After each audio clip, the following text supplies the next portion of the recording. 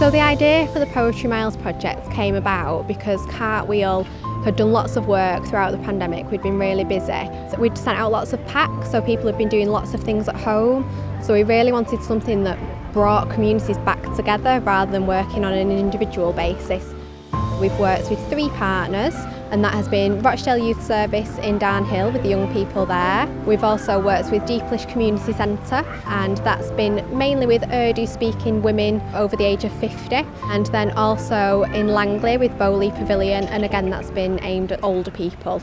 Starting in April, we had 3 writers or 3 poets, John Linley, Andrew Malik and Rhys Williams, working with 3 different groups in different areas of Langley, Deeplish and Darnhill. After conversations on the telephone, over Zoom, meeting in person, they managed to write 3 poems inspired from those conversations. And then the artist Shumit Sakar then jet washed the poems and made an installation all in 3 areas.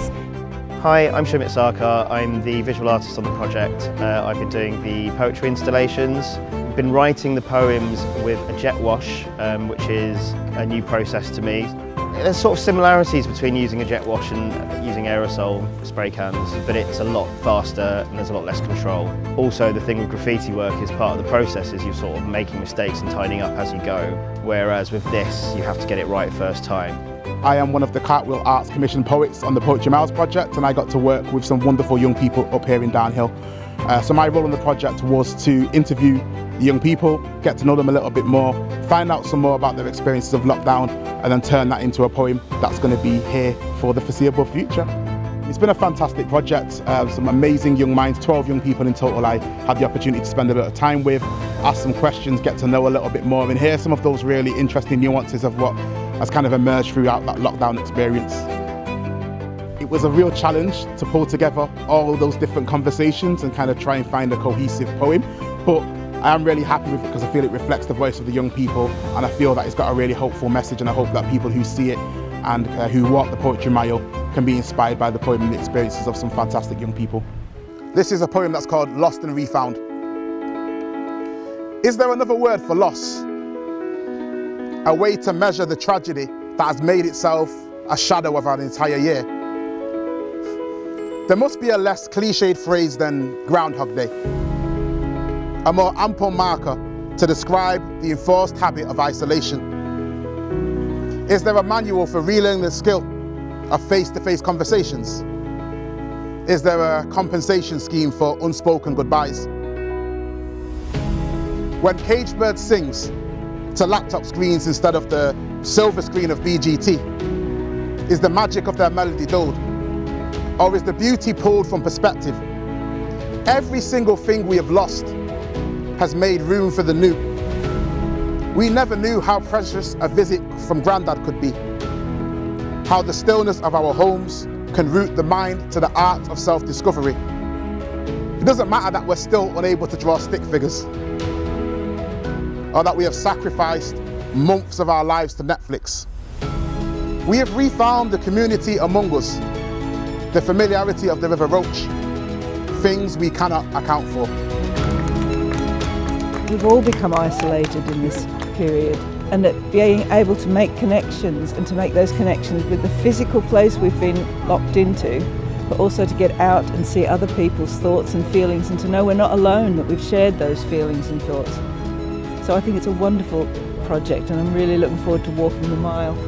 Over the years, Darnhill's got a negative image, and I think projects like this are proof that there's loads of positivity, there's loads of creativity within the young people, and they're so confident and they seem to be saying all the right things, and that's coming from them. That's not coming from anyone else, but it's coming from them. It's quite weird because we've never had anything like this before. It's like a statue, but if it was like in words, it shows like the gratitude towards the kids and the youth of Darnhill. The Poetry Miles! I think it's a brilliant idea because we've got an art trail down here and people do the art trail. So the poem itself will be another trail for people to be able to get together and be able to go from part 1 to part 12 going through Langley and reading bits of the poem. Everybody that lives on Langley has a story to tell, so I think it's great that it's captured that story and everybody's been able to take part in it. I think the poem is absolutely brilliant. I love the links that it's got with the Lake District, so I like the way it's captured that, but it's also captured the heart of the people as well. Enjoyed the conversation with the poet because he listened to what I had to say about Langley. The poem was absolutely brilliant. It sums up in those words what is Langley and what is the people. People love this estate. If they live on it, then they love it. The community has always come together, they've always rallied round. Hearts open all hours. They, whoever they may be, speak of disconnect, of community as if it were extinct. We know better, know both those we know and those we don't, and welcome them in, exchange smiles. We speak of Langley as if it were square, talk of coming from all four corners, from this side of Windermere Road or that, but we meet in the middle. Someone once thought this a no man's land, before realising it was everyone's. If community centres shut, we open our arms wider. We are the returning hug, long missed.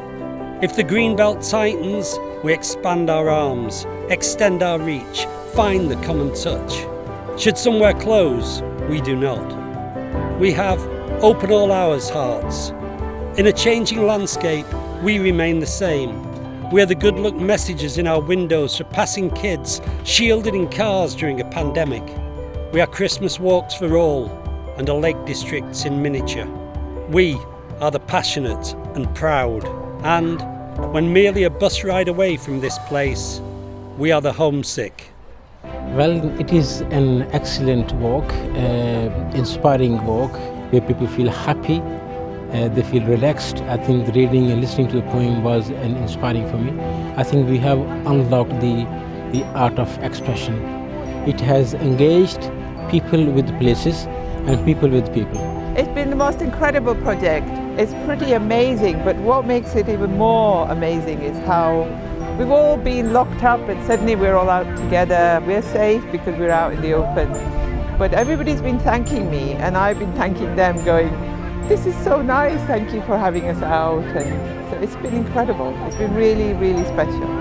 Local residents, I think they have enjoyed it.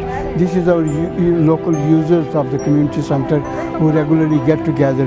So as a community, as a group, we are very strong. I really like it because after a long time, I got opportunity to come out to the house and with so many nice ladies, and it was a good, lovely walk, and I like the food because I was hungry. I think today's event was fantastic, brilliant. Everybody enjoyed it, and people came out, especially the women who hardly get a chance to get out of their houses. We had a lovely walk and read the poems, enjoyed it, loved it, and now they're asking when can we do it again?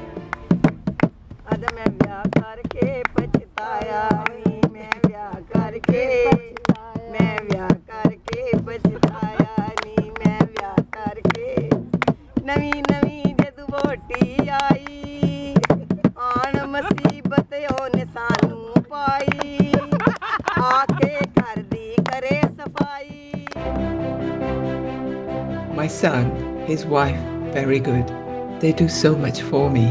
When we meet on the doorstep, keeping our distance, they tease and joke, making me laugh more and more. Doing all right, children working from home, at school and university, plus husband, full house, DIY, garden done. We have more family time. It's good. When son got COVID, the whole family did too.